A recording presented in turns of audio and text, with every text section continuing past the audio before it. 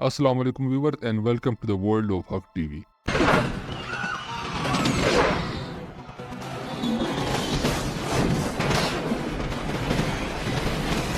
दुनिया के तमाम मज़ाहिब इस बात पर मुत्तफिक हैं कि एक अजीम लड़ाई होगी, दज्जाल आएगा, हज़रत ईसा अलैहिस्सलाम आएंगे और आखिरत में क़यामत आएगी। आज की वीडियो रिलीजन सीरीज़ के ऊपर तीसरी वीडियो है। रिलीजन पर वीडियो बनाना इसलिए ज़रूरी है क्योंकि इस वीडियो में आपको अंदाज़ा होगा कि पर्सनल गेंस की खातिर हम मुआशरे में कितना जहर फैला रहे हैं, क्योंकि रिलीजन आज के दिन ऐसी चीज़ बन गई है जिसे बहुत बुरी तरीके से एक्सप्लॉइट किया जा रहा है। पॉलिटिशियंस, मीडिया, जो भी हो, लोगों को डर फैलाने के लिए रिलीजन का इस्तेमाल करते हैं। लोगों में नफरत फैलाई जा रही होती है। इन सब बातों का लिंक हम आगे आने वाली वीडियो में बयान करेंगे। और इससे पहले कि आप आगे वीडियो देखें, आपसे गुजारिश है कि वीडियो को लाइक एंड सब्सक्राइब जरूर करें। कुछ दिन पहले हमास के स्पोक्स पर्सन अबू उबैदा ने एक वीडियो रिलीज की जिसमें उन्होंने 5 लाल गाय का जिक्र किया जिन्हें रेड हाइफर कहते हैं। हाइफर गायों की एक किस्म है। अब कुछ लोग इसको एक आम बात समझेंगे कि एक गाय की खातिर इतना बड़ा इशू कैसे बन सकता है। आइए आपको हिस्ट्री में ले चलते हैं। रेड काउ का यहूदियों से बहुत गहरा ताल्लुक है। सबसे पहले रेड काउ की कुर्बानी हजरत मूसा अलैहिस्सलाम के दौर में हुई, जब एक मुर्दे को जिंदा करना था ताकि वो अपने कातिल का नाम बता सके। इसके बाद 8 और गाय की कुर्बानी हो चुकी है, जिसमें आखिरी कुर्बानी यहूदियों की इबादत गाह जिसे हेकल सुलेमानी कहते हैं, इसको तबाह करने से पहले हुई थी। अभी आप कह रहे होंगे कि यहूदियों की इबादत गाह तो है ही नहीं। जी हाँ, यहूदियों की पहली इबादत गाह हजरत सुलेमान अलैहिस्सलाम ने बनाई थी, जिसे हेकल सुलेमानी कहते हैं। फिर ये इबादत गाह 2 दफा तबाह हुई, जिसके अंदर हेकल सुलेमानी मुकम्मल तौर पर तबाह हो गई। पहला हमला बाबिल के बादशाह बख्त नसर ने और दूसरा रूमी बादशाह टाइटस ने किया। फिर यहूदी फलस्तीन की सरजमीन से 2000 ईयर्स के लिए दरबदर हो गए। जब 1967 में यहूदियों ने मस्जिद अक्सा का निज़ाम संभाल लिया तो इनकी ये दरीना ख्वाहिश है कि वो अपनी इबादतगाह बना सकें। यहूदियों को अल्लाह ताला ने ज़मीन की खिलाफत अता की, साथ में ये कहा कि अगर तुम मेरी अतात नहीं करोगे तो मैं खिलाफत किसी और को दे दूंगा। चुनांचे जब मुसलमान आए तो ये खिलाफत इनके हवाले कर दी गई। अब यहूदियों को पूरी तरह अंदाज़ा है कि इस दुनिया की खिलाफत अब मुसलमानों के पास है और इनसे अल्लाह ताला नाराज़ है और वो इस खिलाफत को वापस लेने की कोशिश कर रहा है, जिसकी खातिर वो हेकल सुलेमानी तीसरी दफ़ा तामीर करना चाहता है ताकि इसका मसाया यानी दज्जाल आ जाए और वो दुनिया पर दोबारा गलबा हासिल कर सके। हेकल सुलेमानी तामीर करने के लिए इनको 2 चीज़ें दरकार हैं, एक लाल बचिया जिसका मैं पहले जिक्र कर चुका हूँ और दूसरा प्रीस्ट जो कि बिल्कुल पाक हो। ये सब कुछ इनकी एक ऑर्गेनाइजेशन टेम्पल इंस्टीट्यूट कर रही है और इसे गवर्नमेंट की फुल सपोर्ट हासिल है। लाल बचिया के लिए इन्होंने बहुत कोशिश की। ये कोई आम लाल बचिया नहीं, ये तौरात के मुताबिक बिल्कुल लाल होनी चाहिए। इसके पैर की खुर भी लाल होनी चाहिए। इस पर एक सफ़ेद या काला बाल नहीं होना चाहिए।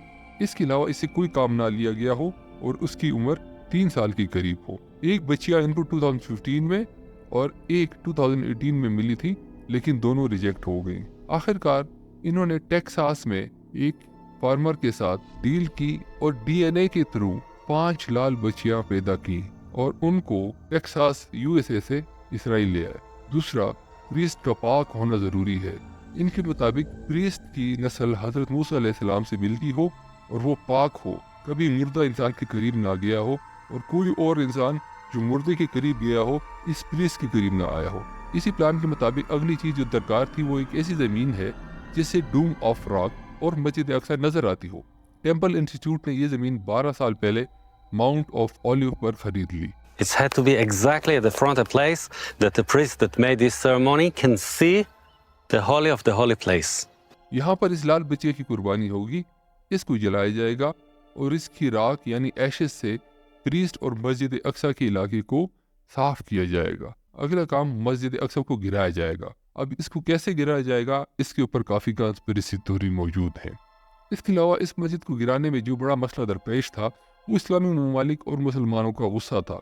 जब 1969 में मस्जिद अक्सा में आग लगाई गई थी तो मुसलमानों का इस पर शदीद रद्द-ए-अमल आया था और OIC Organisation of Islamic Cooperation बनाई गई थी। लेकिन वक्त के साथ साथ उन्होंने मुसलमानों पर बहुत मेहनत की और काफ़ी मुसलमान ममालिक ने इसराइल को तस्लीम कर लिया। अब तो हालात ये पहुंच चुके हैं कि पिछले 100 डेज से फ़लस्तीन पर बमबारी हो रही है। 30,000 से ज़्यादा फ़लस्तीनियन शहीद हो चुके हैं, लेकिन कोई इस्लामी ममालिक आवाज़ उठाने को तैयार नहीं है। तो ऐसे हालात में अगर मस्जिद गिरा भी दी जाए तो सिवाय मजम्मत के कुछ भी नहीं होगा। with it where it is. No, it's going to go 100%, but I believe gonna go. it's 100%. Yeah, the whole thing is going to go. We have to build a temple. अभी ये आपको सब कंस्पिरेसी थ्योरीज लग रही हैं, लेकिन आइए माजी में आपको ले चलते हैं जब 1994 में यहाँ से थोड़ी ही दूर हेब्रोन शहर में एक मस्जिद है जिसे मस्जिद इब्राहिमी कहते हैं। इसके बारे में बताया जाता है कि यहाँ हज़रत इब्राहिम अलैहिस्सलाम दफन है। मुसलमानों, ईसाइयों और यहूदियों के लिए बहुत मुकद्दस है। फरवरी 1994 में एक यहूदी सेटलर ने मुसलमानों पर फायरिंग कर दी, जिसके नतीजे में इस मस्जिद में कई सौ मुसलमान शहीद हो गए। आखिर में मुसलमानों ने इस यहूदी सेटलर को भी कत्ल कर दिया, जिसके नतीजे में हंगामे फूट पड़े और इसराइली फौजी ने 20 से ज़्यादा मजीद फ़लस्तीनी शहीद कर दिए।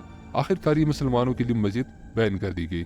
जिस सेटलर ने मुसलमान पर फायर किया था, इसकी कब्र अब भी इसराइली विजिट करते हैं और इसको हीरो मानते हैं। इसी पार्टी के काफ़ी लोग खुल्लम खुल्ला इस बात का इजहार करते हैं, जैसे इस वीडियो में आप देख सकते हैं कि मस्जिद अक्सा को तबाह करना होगा, इसकी जगह हैकिल सुलेमानी तामीर होनी चाहिए। इस बात का मैंने यहाँ जिक्र इसलिए किया कि चूँकि यहाँ पर मुसलमानों पर फायर हुआ था और मुसलमानों पर जुल्म हुआ था, लेकिन इसके बावजूद ये मुसलमानों पर बैन कर दी गई। तो इस तरह कोई वाक़या मस्जिद अक्सा में भी करना चाहते हैं, जिससे मस्जिद अक्सा भी मुसलमानों के लिए बंद कर दी जाएगी। जैसा कि मैंने शुरू में बताया था कि लोग रिलीजन को एक्सप्लॉइट करते हैं और रिलीजन के ज़रिए लोगों को डरा कर रखते हैं, जबकि दुनिया में सारे रिलीजन्स अमन का प्रचार करते हैं। अब अगर ज्यूज़ अपने मकसद में कामयाब हो जाते हैं तो दुनिया को तबाही की दहानी की तरफ ले जाएंगे, क्योंकि मुसलमान छुप कर तो नहीं बैठेंगे बल्कि वो रिटेलिएट करेंगे और इससे आगे सिर्फ अफसोस और तबाही होगी। और हो सकता है यही वर्ल्ड वॉर 3 हो और यही आर्मागेडन हो।